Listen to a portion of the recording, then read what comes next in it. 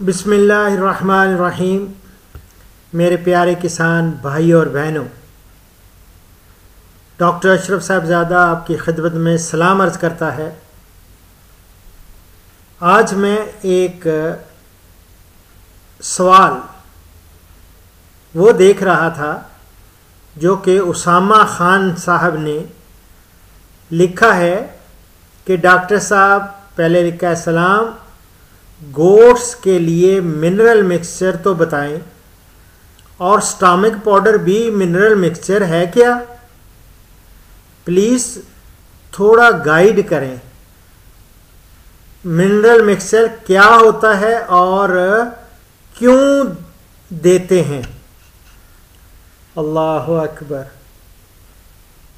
मेरे प्यारे भाई उसामा खान, आपने पूछा कि मिनरल मिक्सचर और स्टमक पाउडर क्या एक ही चीज़ है? नहीं भाई, मिनरल मिक्सचर, मिनरल कहते हैं नमकियात को। ये नमकियात का मिक्सचर होता है, मिले जुले नमकियात होते हैं। और स्टमक पाउडर में भी नमक डालते हैं, और लेकिन स्टमक पाउडर का ताल्लुक जो होता है वो हाजमे से होता है, जानवर के हाजमे के साथ। जब उसका हाजमा ख़राब हो तो हम स्टमक पाउडर देते हैं। लेकिन नमकियात ये क्यों देते हैं? इसकी असल वजह जो है वो ये है कि ये नमकियात जानवरों की नशोनुमा और बकाए नस्ल के अलावा जानवर का ढांचा जिन अशिया से बनता है, यानी उनकी हड्डियाँ वगैरह, उनमें नमकियात अहम किरदार अदा करते हैं। याद रखें कि जानवरों की जो पैदावारी सलाहियत है ना, रिप्रोडक्टिव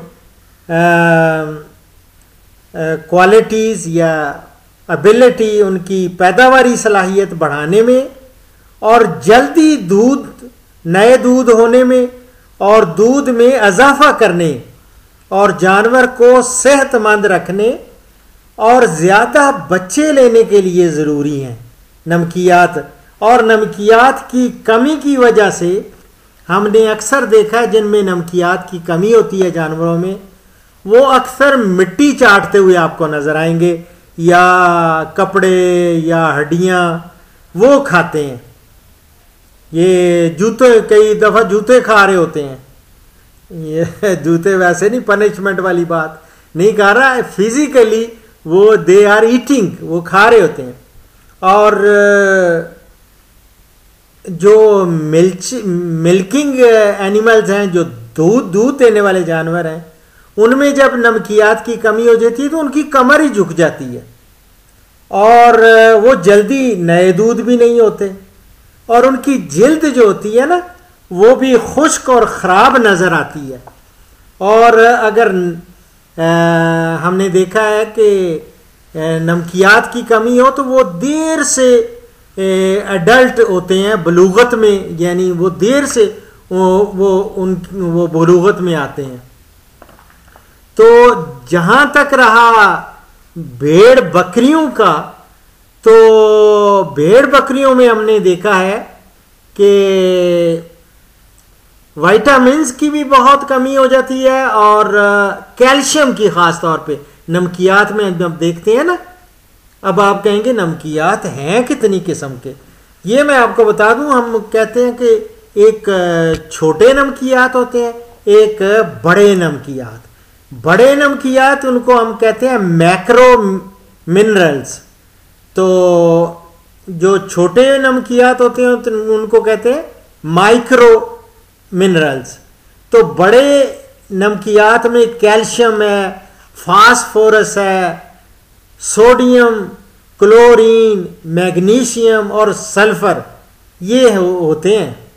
और इनको मैं हमेशा कहता हूं कि आप लोग बाबा इस तरह करें कि ज़्यादातर आपने देखा होगा मैंने जितने भी वनडो के फार्मूले देता हूं उनमें एक मिनरल मिक्सचर का जब कहता हूं कि वो डालें तो उसमें डाई कैल्शियम फास्फेट कहता हूं, वो आपको आम दस्तयाब है, डीसीपी पाउडर वो डाल दें, या हड्डियों का चूरा भी कहता हूं कि वो डाल दें, वो भी उसमें काफ़ी उसमें कैल्शियम होती है और फास्फोरस भी होती है, लेकिन डीसीपी पाउडर में ज़्यादा होती हैं ये चीज़ें।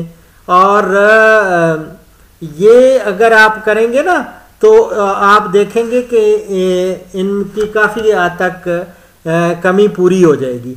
लेकिन याद रखें जब कमी होती है ना, ज़्यादातर ख़ास तौर पे जब भेड़ बकरियों को या दूसरे जानवरों को भी अगर ज़्यादा अनाज वाली खुराक खिलाई जा रही हो ना तो विटामिन ए की कमी का ज़्यादा इम्कान होता है।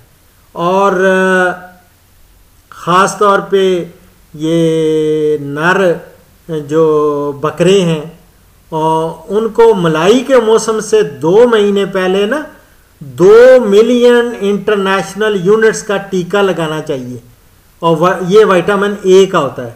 विटामिन ए का टीका लगवा दें और ज़्यादा अनाज खिलाने से कैल्शियम की भी कमी का इम्कान होता है, और ये कमी खुराक में कोई 1.5% चूना डालकर वो पूरी की जा सकती है।